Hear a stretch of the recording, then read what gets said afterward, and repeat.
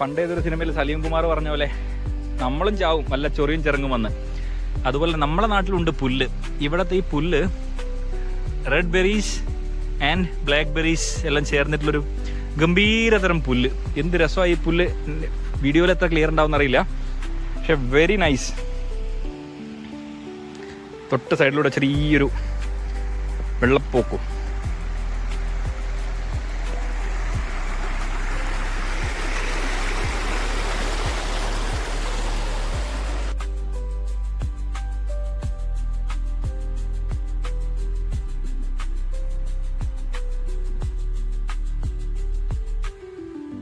Hammer ഫെസ്റ്റിൽ വന്നിട്ട് ഇത് കണ്ടിട്ടില്ല, നഷ്ടമായനെ.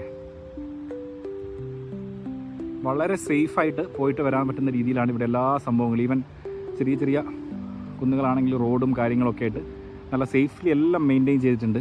അത് കൂടാതെ ഇവിടുത്തെ ഈ വ്യൂ നോർത്തേൺ പോർഷൻ ആയതുകൊണ്ട് തന്നെ ഭൂമിയുടെ അങ്ങേ അറ്റം കാണുന്ന പോലെ തന്നെ നമുക്ക് ഇത് ഫീൽ ചെയ്യും, including the colour of the sky.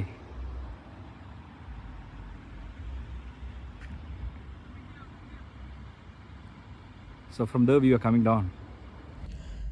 ഇനി നമ്മൾ പറഞ്ഞ കാര്യത്തിലേക്ക് വരാം. ഈ റെയിൻഡിയേഴ്സ് എന്ന് പറഞ്ഞിട്ടുണ്ടെങ്കിൽ ഞങ്ങളിവിടെ വന്നപ്പോൾ കുറേ എണ്ണത്തിനെ കണ്ടു. അപ്പോൾ അതിൽ 1-2 എണ്ണത്തിൻ്റെ ചെവിട്ടിലും കഴുത്തിലും ഒക്കെ ആയിട്ട് ഓരോ മാർക്കിംഗ് കണ്ടു. അപ്പോഴാണ് മനസ്സിലൊരു സംശയം വന്നത് അതെന്താണ് അങ്ങനെയെന്ന്.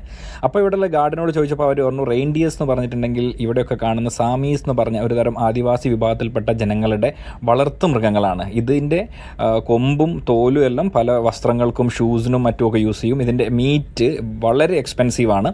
അപ്പോൾ ഇതിനെ വളർത്തി ഇതിനെ വിറ്റിട്ടാണ് അവർ ജീവിക്കുന്നത്. ഈ സാമീസ് എന്ന് പറഞ്ഞിട്ടുണ്ടെങ്കിൽ ഇവിടുത്തെ ഒരു പരമ്പരാഗതമായിട്ട് ഈ മലപ്രദേശങ്ങളിലൊക്കെ താമസിക്കുന്നവരാണ്. ഒരു ലവ് യു എന്ന് പറയുന്ന ടൈപ്പ് ഓഫ് സ്പെഷ്യൽ ഹട്ട്, നമ്മുടെ നാട്ടിലൊക്കെ ചുമ്മാ ട്രിപ്പിന് യൂസ് ചെയ്യുന്ന ടൈപ്പ് ഹട്ടിലാണ് അവർ താമസിക്കുന്നത്. അപ്പോൾ അവർ ഇവരെ മേയിച്ചിട്ട് മലകളിലൂടെയും മറ്റ് സ്ഥലങ്ങളിലൂടെയും മേയിച്ചിട്ട് ഇതിനെ വളർത്തുന്നു. അതിനനുസരിച്ച് അവളുടെ വീടും location from location to location change ചെയ്തുകൊണ്ടിരിക്കുകയാണ് ചെയ്യുന്നത്. അപ്പം ഈ റെയിൻഡിയേഴ്സ് ശരിക്കും പറഞ്ഞാൽ വന്യമൃഗങ്ങളല്ല, ഇത് വളർത്തുമൃഗങ്ങളാണ് എന്നാണ് ഇതിൻ്റെ റിയൽ ഫാക്റ്റ്.